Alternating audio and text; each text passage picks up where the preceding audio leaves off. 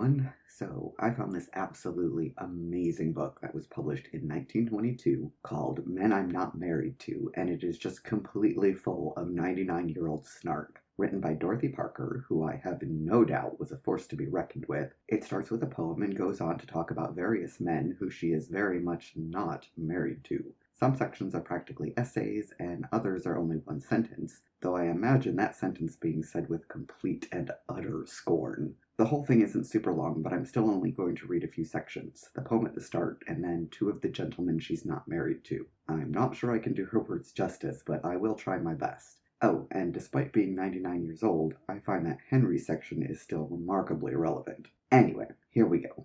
Men I'm not married to. No matter where my route may lie, no matter whither I repair, in brief, no matter how or why, or when I go, the boys are there. On lane and byway, street and square, on alley, path and avenue, they seem to spring up everywhere, the men I am not married to. I watch them as they pass me by, at each in wonderment I stare, and but for heaven's grace I cry, there goes the guy whose name I'd wear. They represent no species rare, they walk and talk as others do, they're fair to see, but only fair, the men I am not married to. I'm sure that to a mother's eye is each potentially a bear, but though at home they rank ace high, no change of heart could I declare. Yet worry silvers not their hair, they deck them not with sprigs of rue. It's curious how they do not care, the men I am not married to. In fact, if they'd a chance to share their lot with me a lifetime through, they'd doubtless tender me the air, the men I am not married to. Lloyd. Lloyd wears washable neckties. Henry. You would really be surprised at the number of things that Henry knows just a shade more about than anyone else does. Naturally, he can't help realizing this about himself, but you mustn't think for a minute that he has let it spoil him. On the contrary, as the French so well put it, he has no end of patience with others, and he is always willing to oversee what they're doing and to offer them counsel. When it comes to giving his time and his energy, there is nobody who could not admit that Henry is generous.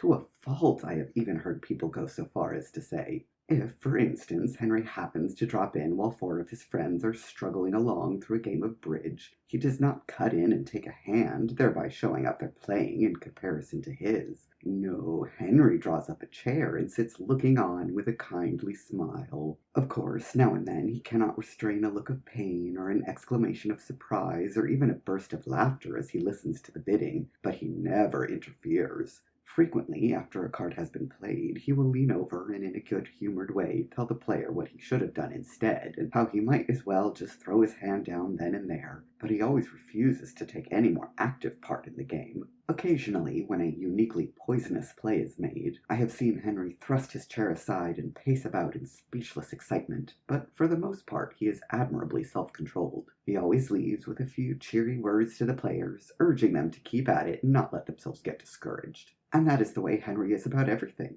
He will stroll over to a tennis court and stand on the sidelines, at what I'm sure must be a great personal inconvenience, calling words of advice and suggestion for sets at a stretch. I have even known him to follow his friends all the way around a golf course, offering constructive criticism on their form as he goes. I tell you, in this day and generation, you don't find many people who will go as far out of their way for their friends as Henry does, and I am far from being the only one who says so, too. I have often thought that Henry must be the boy who got up the idea of leaving the world a little better than he found it, yet he never crushes in on his friends' affairs.